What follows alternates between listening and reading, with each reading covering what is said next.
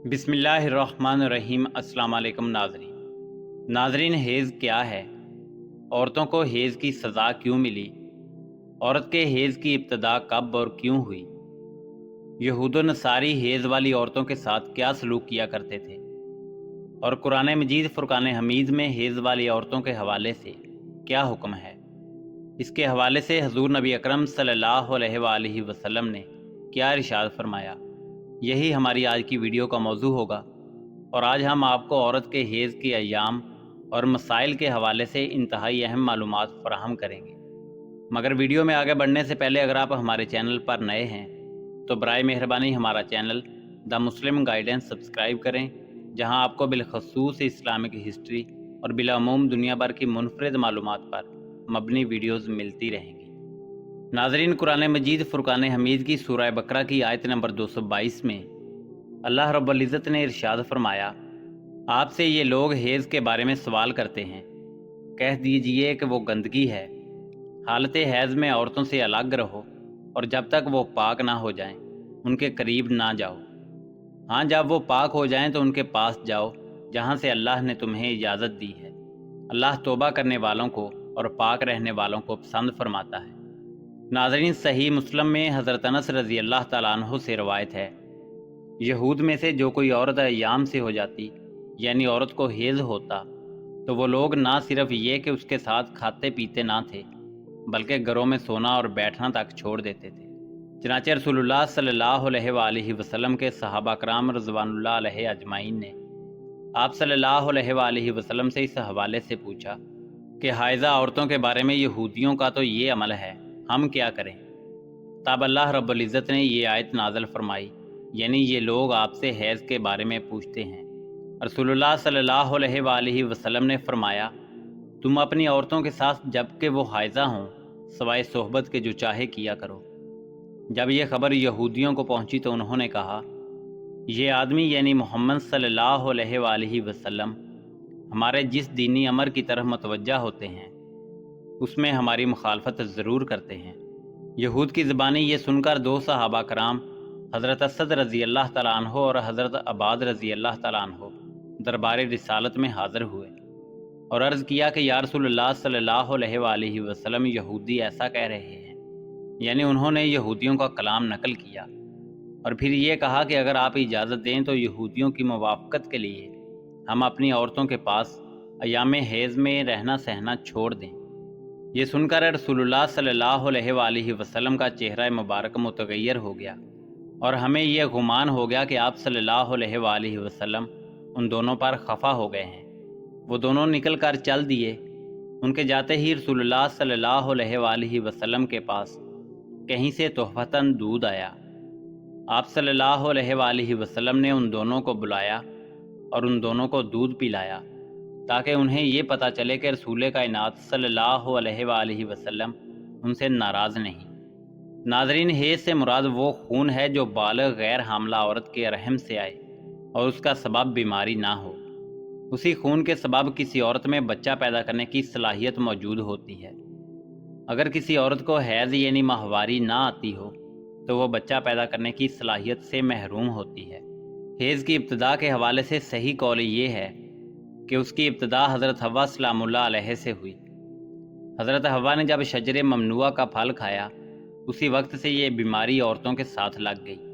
बाद हजरात इसकी इब्तिदा बनी इसराइल से और बनी इसराइल की औरतों से करार देते हैं, मगर इस कौल को इमाम बुखारी ने रद्द किया है। नाजरीन, हेज़ की कम अज़ कम मुद्दत 3 दिन और 3 रातें, जबकि ज़्यादा से ज़्यादा मुद्दत 10 दिन और 10 रातें हैं। अगर किसी को 3 दिन और 3 रात से कम खून आया तो वह हेज़ नहीं बल्कि इस्तिहादा है। इसी तरह अगर किसी बीमारी या किसी और वजह से किसी को 10 दिन और 10 रात से ज़्यादा खून आया तो वो जो 10 दिन से ज़ायद होगा वो भी इस्तिहादा है। नाज़रीन, इस्तिहादा से मुराद औरत की शर्मगाह से निकलने वाला वो खून है जो ना हेज़ का खून है ना नफास का, बल्कि किसी बीमारी की वजह से आता है। नाज़रीन, हदीस की बाद किताबों में इस मज़मून की रवायात भी मौजूद हैं जिनमें कहा गया है कि बनी इसराइल की औरतों को मस्जिदों में जाने और मर्दों के साथ बाजमात नमाज अदा करने की इजाज़त थी। वहाँ उन्होंने एड़ियाँ ऊंची करके मर्दों की ताक झांक शुरू कर दी। چنانچہ انہیں مسجد جانے سے روک دیا گیا اور ان پر حیض مسلط کر دیا گیا۔ یہ روایت مصنف عبد الرزاق اور مسند اسحاق میں حضرت عبداللہ ابن مسعود، حضرت اسماء بن ابی بکر اور ام المومنین حضرت عائشہ صدیقہ رضی اللہ تعالی عنہا سے مرفوعاً مروی ہے۔ ان میں بنی اسرائیل کے عہد سے عورتوں میں حیض کی ابتدا کی جو بات کہی گئی ہے وہ درست نہیں ہے۔ بعض صحیح احادیث سے اشارہ ملتا ہے کہ عورتوں میں حیض کی ابتدا روز اول سے ہے۔ حضرت عائشہ صدیقہ رضی اللہ تعالی عنہا حجۃ الوداع میں اللہ کے رسول صلی اللہ علیہ وآلہ وسلم کے ساتھ حج کے ارادے سے نکلی۔ راستے میں انہیں حیض آ گیا تو وہ اس اندیشے سے رونے لگیں کہ اب وہ مناسک حج ادا کرنے سے محروم ہو جائیں گی۔ آپ صلی اللہ علیہ وآلہ وسلم کو معلوم ہوا تو آپ نے انہیں سمجھاتے ہوئے فرمایا، یہ ایسی چیز ہے جسے اللہ رب العزت نے اولاد آدم میں عورتوں کے لیے لازم کر دیا ہے۔ اس حالت میں تم بھی وہی کرو جو حاجی کرتا ہے، صرف پاک ہونے تک بیت اللہ کا طواف نہ کرو۔ اسی طرح ایک حدیث حضرت ام سلمہ رضی اللہ تعالی عنہا سے بھی مروی ہے۔ وہ بیان کرتی ہیں کہ ایک موقع پر میں رسول اللہ صلی اللہ علیہ وآلہ وسلم کے پاس بیٹھی تھی کہ مجھے حیض آنے لگا۔ میں وہاں سے اٹھ گئی، آپ صلی اللہ علیہ وآلہ وسلم نے دریافت کیا تو میں نے بتایا کہ مجھے حیض آنے لگا ہے۔ آپ نے فرمایا، یہ ایک ایسی چیز ہے جسے اللہ تعالیٰ نے آدم کی بیٹیوں پر لازم کر دیا ہے۔ ناظرین، نبی کریم صلی اللہ علیہ وآلہ وسلم نے فرمایا، یہ وہ چیز ہے جسے اللہ تعالیٰ نے آدم کی بیٹیوں پر لازم کیا ہے۔ بعض لوگوں کا کہنا ہے کہ حیض کا آغاز بنی اسرائیل کی عورتوں سے ہوا۔ اس معاملے میں نبی کریم صلی اللہ علیہ وآلہ وسلم کا ارشاد زیادہ معتبر ہے۔ ناظرین، اگر مسائل کی بات کی جائے تو ایام حیض میں عورت کے لیے نماز، روزہ، تلاوت جائز نہیں۔ اگر ان ایام میں مسلسل خون نہیں آتا تو بھی یہ ایام ان کی عادت کے مطابق حیض میں شمار ہوں گے، جس کی وجہ سے غسل کرنے سے بھی طہارت حاصل نہیں ہوگی۔ لہٰذا ان ایام میں ذکر و اذکار اور دعا کر سکتی ہیں، نماز، روزہ، تلاوت نہیں کر سکتی۔ ناظرین، اسی طرح رمضان المبارک میں عورت کے حیض یعنی ماہواری کے ایام میں جتنے روزے قضا ہوں گے، رمضان المبارک کے بعد ان روزوں کی قضا لازم ہوگی۔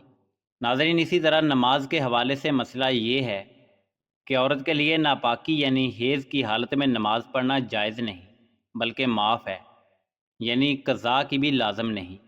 البتہ عورت اگر جنابت کی حالت میں ہو یعنی اس پر غسل لازم ہو، خواہ ہم بستری کی وجہ سے یا حیض کے ختم ہو جانے کی وجہ سے، اس وقت تک نماز نہیں پڑھ سکتی جب تک کہ غسل نہ کر لے۔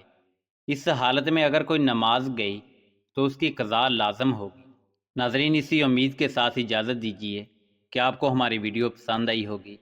ملتے ہیں بہت جلد ایک نئی تاریخی، تحقیقی اور معلوماتی ویڈیو کے ساتھ۔ دیکھتے رہیے دا مسلم گائیڈنس۔ اللہ رب العزت آپ کا حامی و ناصر ہو۔